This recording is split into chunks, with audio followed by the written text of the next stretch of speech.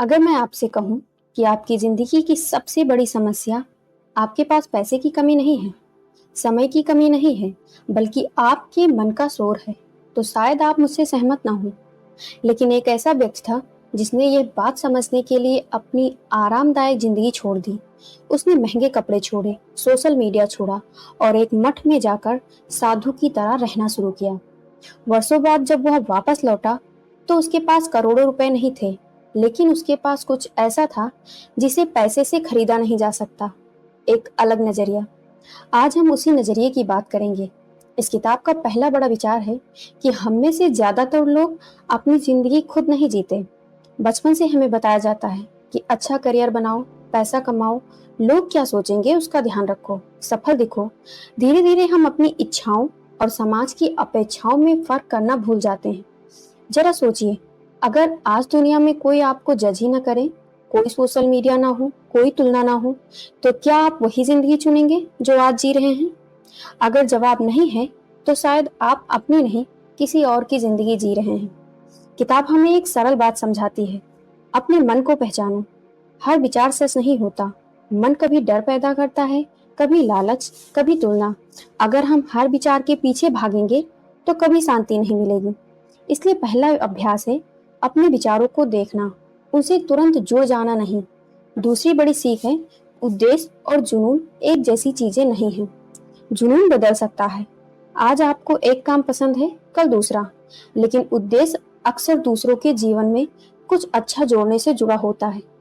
जब आपका काम सिर्फ अपने लिए नहीं बल्कि किसी और के लिए भी मायने रखता है, तब उसमें गहराई आ जाती है। तीसरी बात रिश्तों की। हम अक्सर ऐसे लोगों के साथ समय बिताते हैं जो हमारी सोच को छोटा करते हैं। धीरे धीरे उनका डर, उनकी शिकायतें और उनकी नकारात्मकता हम पर भी असर डालने लगती है। इसका मतलब ये नहीं कि ऐसे लोगों से नफरत करो, बल्कि यह समझो कि आपका वातावरण आपके मन को आकार देता है। चौथी सीख है अहंकार। अहंकार सिर्फ ये नहीं कि मैं सबसे बड़ा हूँ। कभी कभी अहंकार यह भी होता है कि मैं कभी गलत नहीं हो सकता, या लोग हमेशा मेरे बारे में ही सोच रहे हैं। सच्ची विनम्रता का मतलब खुद को छोटा समझना नहीं है, बल्कि सीखने के लिए हमेशा तैयार रहना है। किताब यह भी बताती है कि असफलता दुश्मन नहीं है। अगर हम हर हार को अपनी पहचान बना लें तो हम आगे नहीं बढ़ पाएंगे, लेकिन अगर हम उसे सीख मान लें तो वही हार हमारी सबसे बड़ी शिक्षक बन सकती है। एक और महत्वपूर्ण विचार है सेवा।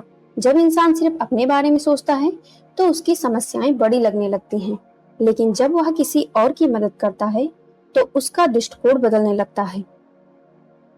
किताब का एक और महत्वपूर्ण विचार है कि हम अक्सर अपनी पहचान उन चीजों से जोड़ लेते हैं जो कभी भी बदल सकती हैं। कोई कहता है मैं डॉक्टर हूँ, कोई कहता है मैं बिजनेसमैन हूँ, कोई कहता है मैं यूट्यूबर हूँ। लेकिन अगर एक दिन ये सब छिन जाए तो क्या बचेगा? यही सवाल हमें खुद से पूछना चाहिए। अगर हमारी पूरी पहचान सिर्फ काम, पैसा या लोगों की तारीफ पर टिकी है, तो जिंदगी का एक छोटा सा झटका भी हमें अंदर से तोड़ सकता है। लेकिन अगर हमारी पहचान हमारे मूल्यों, ईमानदारी, दया, अनुशासन और सीखने की इच्छा पर बनी है, तो परिस्थितियां बदलने पर भी हम खुद को नहीं खोते। इसी तरह किताब हमें यह सोचने के लिए प्रेरित करती है कि हर भावना पर तुरंत प्रतिक्रिया देना जरूरी नहीं होता। मान लीजिए किसी ने आपकी आलोचना कर दी। पहली प्रतिक्रिया हो सकती है गुस्सा, लेकिन क्या वही एकमात्र विकल्प है?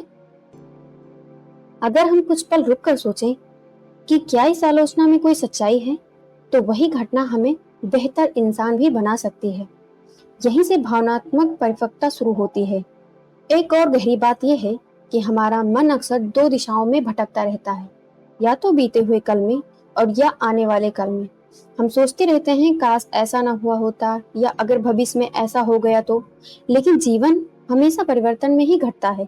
जब हमारा ध्यान वर्तमान से हट जाता है तो हम अपने सामने मौजूद अवसरों को भी खोने लगते हैं।